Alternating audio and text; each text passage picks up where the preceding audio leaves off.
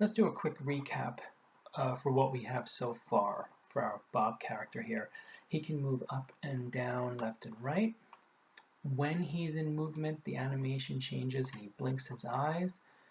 We put up cement block walls around his room so that he can only go so far.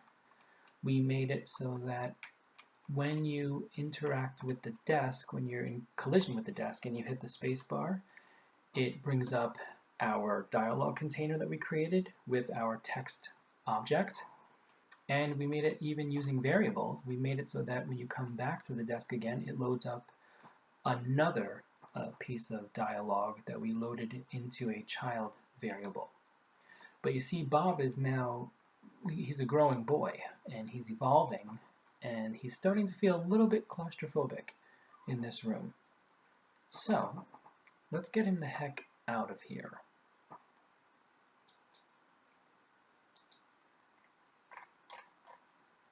Now the way we're going to do that is, let's create a little bit of a space here. Let's open up some of this cinder block wall.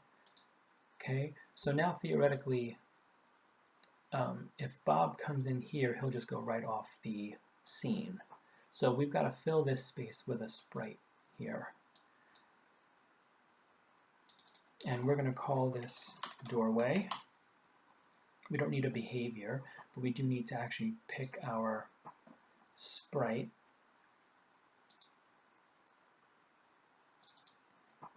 And I've got one here, doorway. Let's do that.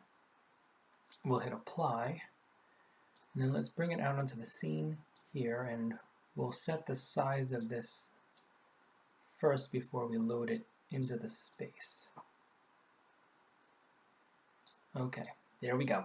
So now we have an actual sprite here, so that when this collides, when Bob collides with this sprite, we want to pop him out of this room, but we need a place to go. So let's open up our project manager, and let's create a new scene for him to go to. Whoops.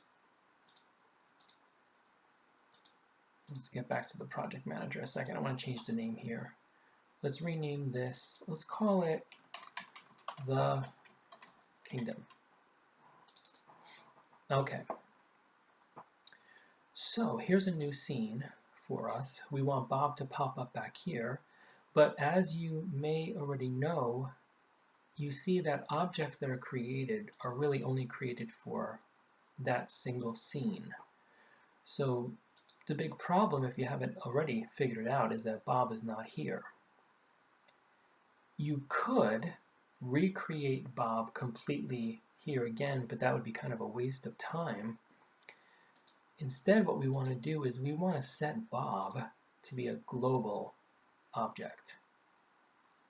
You might remember from when we talked about variables, how I mentioned you can attach a variable to an object, a scene, and then an entire project, the entire project. That last one was called a global variable, right? And this works the same way. Bob can now be seen throughout the entire program. You might be asking why you wouldn't want to do this for all of your objects, because the fewer objects that the computer has to load, the faster it'll be and the better it'll run. Okay, so you don't want to overuse globalizing objects. Okay, but let's go to the kingdom now. And in order to get Bob to show up here, you got to click on this for some reason. I don't know why, but you do. So now here's Bob, right? And we can add Bob to the scene here, just in the middle, right? That way when this scene gets called, Bob pops up right here. So let's go ahead and get him out of that room. Let's start adding our code.